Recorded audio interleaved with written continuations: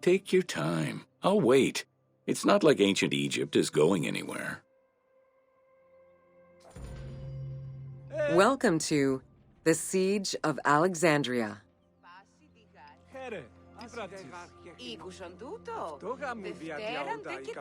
Among the collection of writings attributed to Julius Caesar are his descriptions of the Siege of Alexandria, the Gallic Wars, and the commentaries on the Civil War. These archives contain information on different campaigns, the wars of Alexandria, Africa, and Spain. Each of them recounts Caesar's military activity from 58 BCE to 45 BCE. Though Caesar's documents remain a main source of information, it's important to note that the perspective is limited. It is necessary for other historical documents to be taken into consideration to provide a better understanding of events.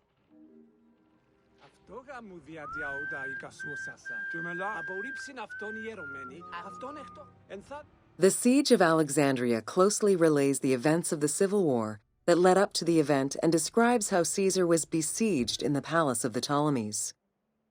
Other ancient authors have left equally valuable and sometimes contradictory information.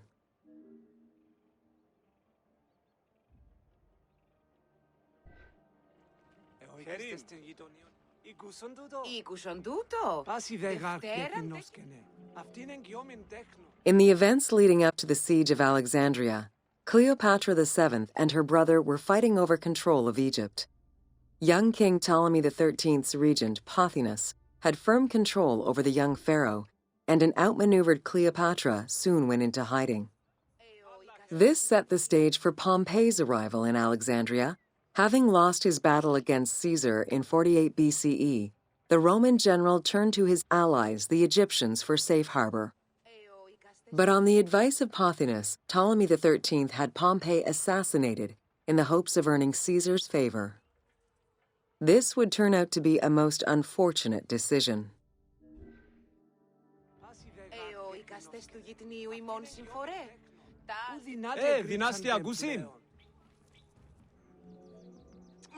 Upon his arrival in Alexandria, Caesar was presented with Pompey's head.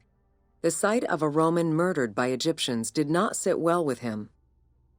Caesar made his displeasure clear, ordering the return of Cleopatra, and for the siblings to resolve their differences and resume their co-rule of Egypt, as per the will of their father.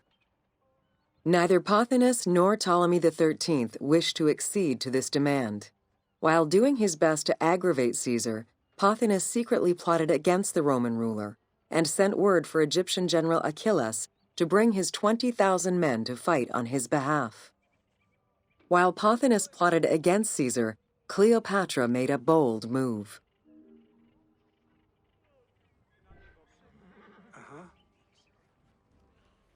Ευδαιμενοείς, όταν, ου καλός έχει.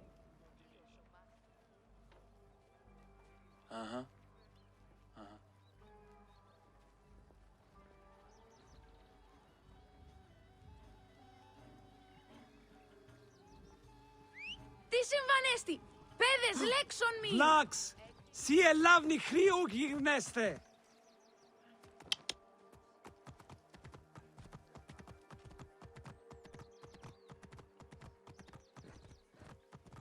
Harles, Harles. Αμάλια ελάβνης κακίστεως, αμέλισσον.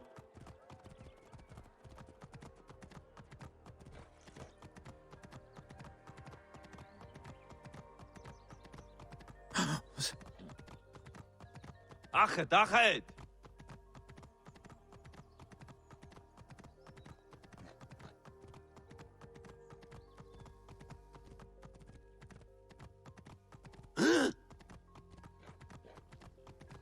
Ha ha.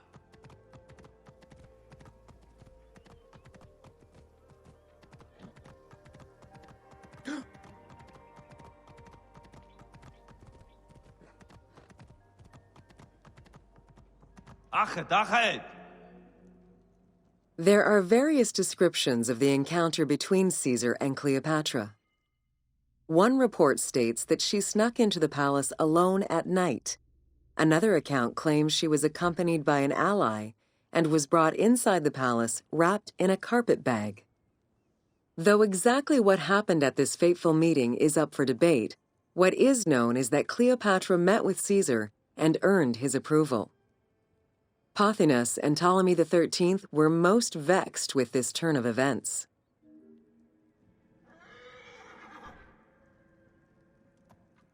Yalla, yalla. Ha ha.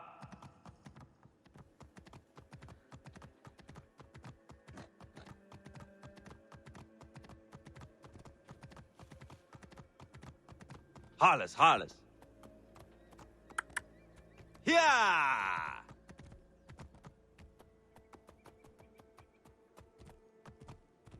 Ha ha.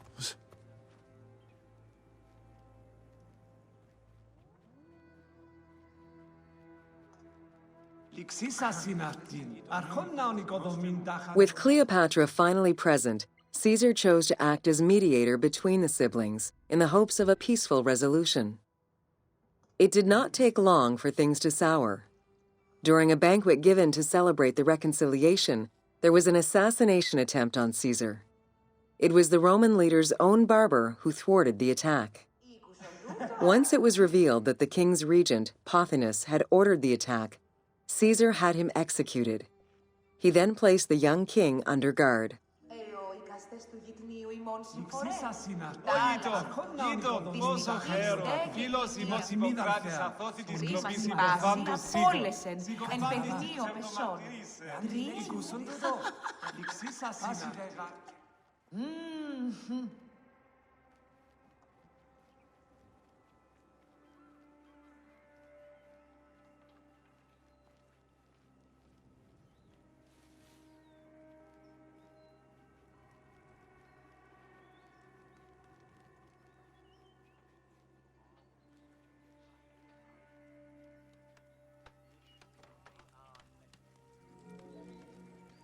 Caught within the palace with roughly 4,000 troops, and with the knowledge that the arrival of enemy forces was imminent, Caesar sent for help from Syria, Rhodes, and Cilicia. He ordered his men to dig a ditch around the palace and build a wall leading to the harbor. This would ensure Caesar's access to the sea. When Egyptian General Achilles arrived in the city with 20,000 men, the battle for Alexandria began.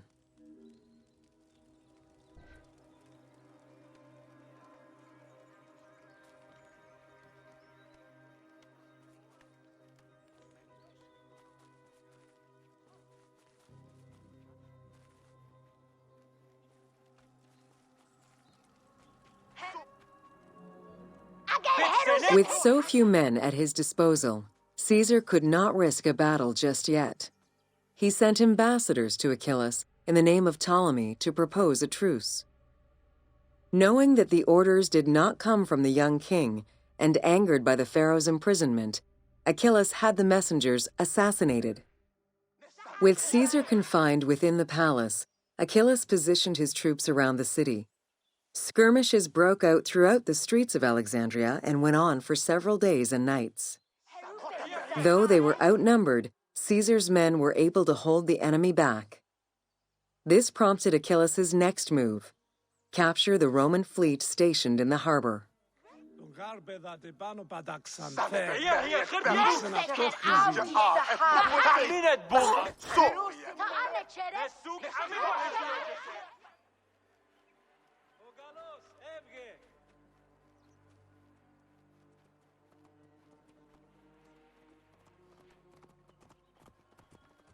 Idiodin! Elavni nuki gnostis!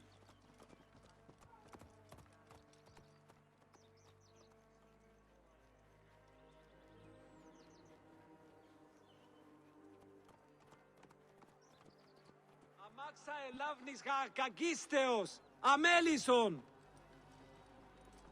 Μάλλα χαίρε. Ιδιότην, ελάβνην ούκη γνώστης.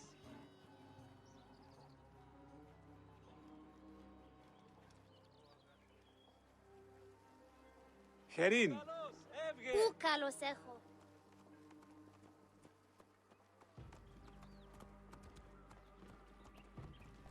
Βλάξ, σι ελάβνη χρήου γιγνέστε.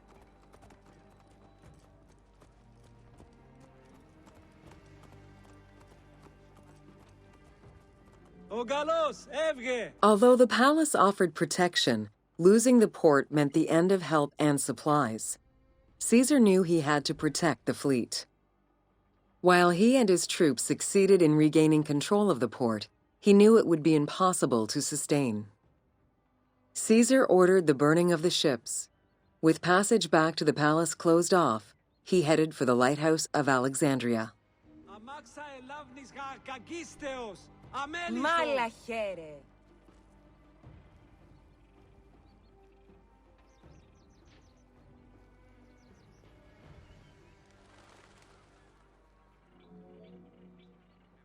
Fighting their way through the Egyptian troops, Caesar and his men eventually reached Pharos Island. There, they took refuge within the lighthouse.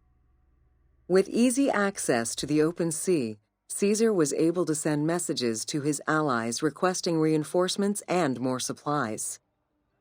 The island fort also allowed him to control access to the harbor by relying on the chains used by the Egyptians to control ship traffic to and from Alexandria's docks.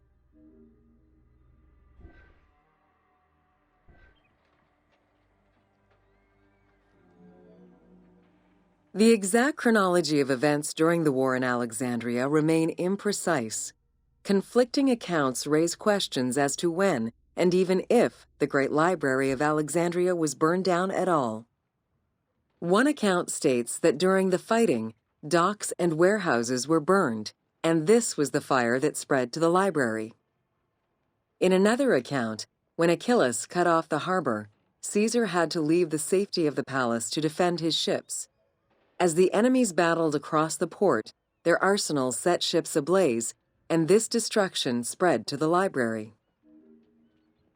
Χαίρε. Ω χαίρε.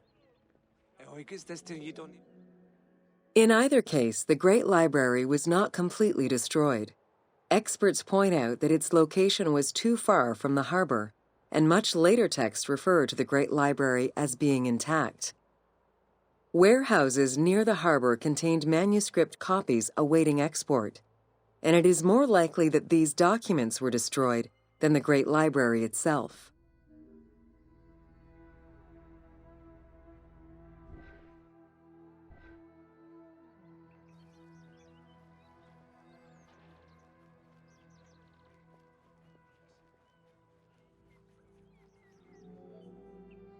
The destruction of the Great Library may have been due to a number of fires over the ages.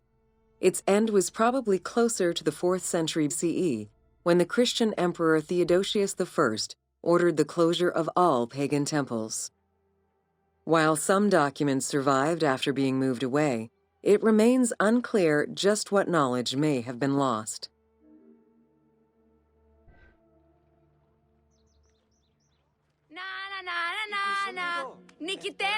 Where there are accounts of Achilles being in control of the battle against Caesar, it appears that instead Cleopatra's sister, siding with her brother, had him killed and put her ally Ganymedes in his place.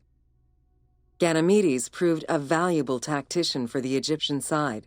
It was his idea to cut Caesar's access to the harbor, thus trapping Caesar at the palace. Ειδείς ορμάσει τούτον την είδον. Έλθον, μείνωνε μου, του οίκομε. Ιδιότην.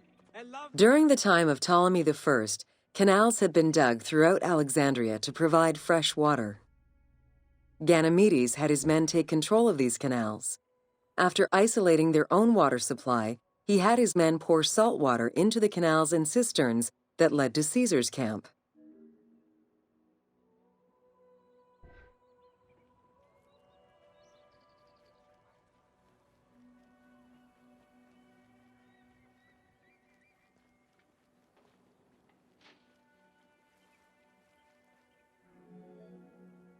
Panic erupted in Caesar's men. They wouldn't last long without fresh water. Recognizing that the porous limestone could help them, Caesar and his men dug wells to restore their water supply. Days later, the 37th Legion, comprised of Pompey's soldiers, arrived by ship. Unable to come ashore due to the winds, Caesar risked going out to meet them on the peninsula, Cape Chersonese. When the enemy learned Caesar's location, they rushed to intercept. Despite an obvious advantage for the Alexandrians, Caesar, with a Rhodian ship full of skillful sailors, emerged victorious. Vlax, si elavni kriu gimneste.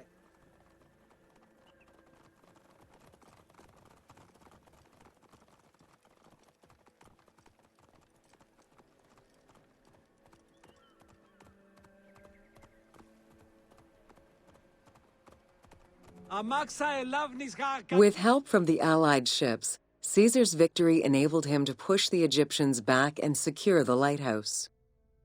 Gaining control of Pharos Island sent the Alexandrians into the sea and swimming back to the city. However, Caesar's fortification of the island didn't last long. The enemy regrouped and were set to storm the island. Panic-stricken, in spite of Caesar's encouragement, many of his men then fled their posts, either by ship or jumping into the sea.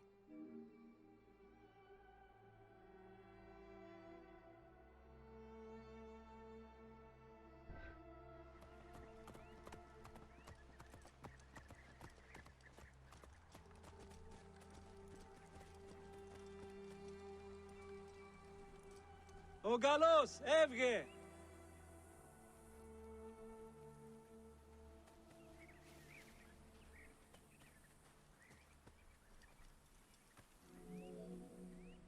Caesar attempted to retreat, but Port Eunostos' harbor was overrun with enemy ships, preventing escape. Reportedly, Caesar gathered his papers and leapt overboard in an attempt to swim to an Allied ship farther out. Historian Cassius Dio claimed that Caesar would have drowned if he hadn't been able to remove his purple garment.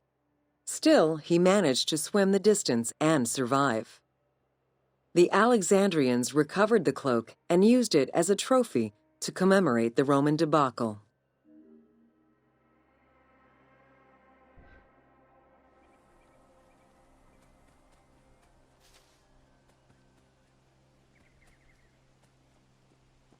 Idiodin! Elavni nuki gnostis! Unhappy with Ganymedes and wanting their king restored, the Alexandrians approached Caesar with a compromise. Caesar agreed to release Ptolemy XIII after entreating him to spare the kingdom and remain loyal to Rome. Once freed, however, the king defied the agreement and continued the war.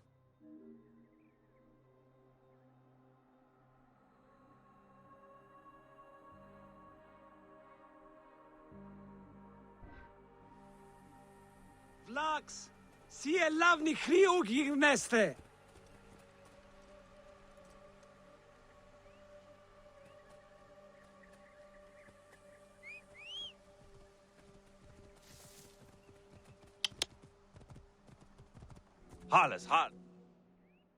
By this time, a faithful ally of Caesar's, Mithridates, arrived in Egypt, clashing with Ptolemy's troops at Pelusium.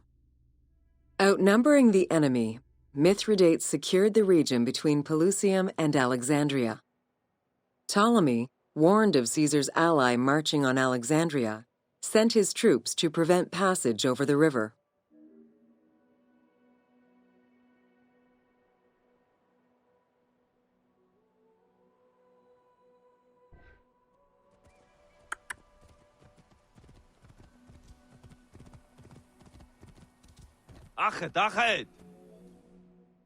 Mithridates warned Caesar in time, and the two groups confronted the armies of Ptolemy in the Delta.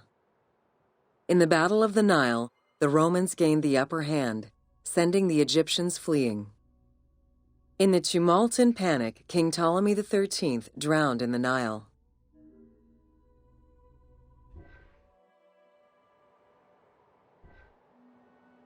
يلا يلا. Ha ha.